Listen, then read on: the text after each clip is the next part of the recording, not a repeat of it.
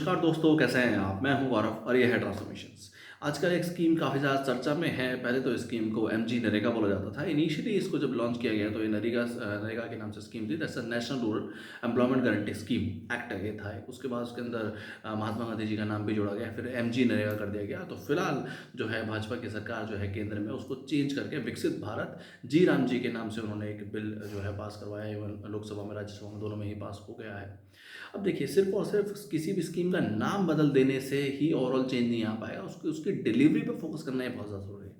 Although Bhajpa का ऐसा कहना भी है कि पहले जो 100 दिन की जो कन्फर्म्ड जॉब थी उसको बढ़ा के उन्होंने 125 दिन करने का काम किया है, और भी इसके अंदर ओवरऑल जो लोग काम करेंगे इससे जुड़ के, जो ब्लू कलर जो जॉब्स हैं ये, उनको कन्फर्म किया जाए कि वाटर रिलेटेड इश्यूज़ में वो काम करें या स्टेट इंफ्रास्ट्रक्चर डेवलपमेंट में काम करें।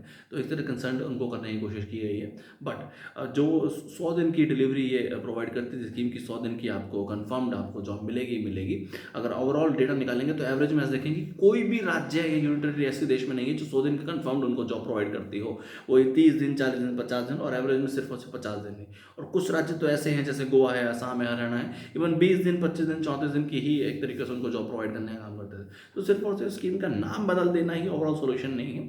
उसको ऑन ग्राउंड पे उसके साथ चेंजेस लेके आना बहुत ज़्यादा ज़रूरी है। और सेकंड एक इंपॉर्टेंट कंसर्न जो इसमें समझना ज़रूरी है कि सिर्फ और सिर्फ वो लोग पहले भी उस तरीके का काम करते हैं, आज भी इस तरीके का काम कर रहे हैं, तो पिछले 20-25 सालों में जो इस तरीके की स्कीम से जुड़ा हुआ है, उन लोगों की स्किल में क्या चेंज आया? जो लोग पहले एक तरीके से मजदूरी काम किया करते थे, भले ही वो रूरल इंफ्रास्ट्रक्चर को डेवलप करना हो या आसपास के पानी रिलेटेड काम हो या जो भी इस तरीके के काम से जुड़े हुए थे, और वो आज उनको किस तरह का काम किया, क्या उनके अंदर कोई स्किल आई कि नहीं आई, क्या वो कोई मोटर एक्टिविटीज सीखे कि नहीं सीखे, कोई टेक्निकल उनको ट्रेनिंग दी गई कि नहीं दी गई, या वो पहले भी उसी हाल में थे, आज भी उसी हाल में है, सिर्फ और सिर्फ वक्त के साथ थोड़ी बहुत उनका जो जो लेबर प्राइस है वो बढ़ गया या ओवरऑल स्कीम का नाम बदल गया। तो इन दोनों चीज़ों पर फोकस करना बहुत ज़्यादा जरूरी है कि एक तो ऑन ग्राउंड डिलीवरी है जो स्कीम की, वो भले कोई और भी कोई स्कीम हो, सिर्फ और सिर्फ स्कीम की बात नहीं है, भले वो राज्य स्तर की स्कीम हो, भले वो आपके केंद्र स्तर की स्कीम हो, ऑन ग्राउंड उस पर किस तरीके से आम जनता, आम जनमानस के जिनके लिए वो बनाई गई, उन पर उनकी लाइफ पे किस तरीके से इम्पैक्ट करती है।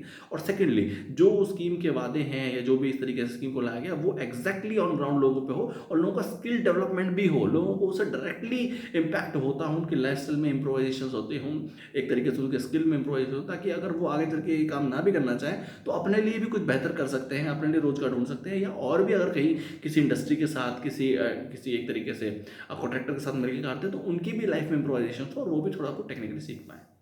जय हिंद, जय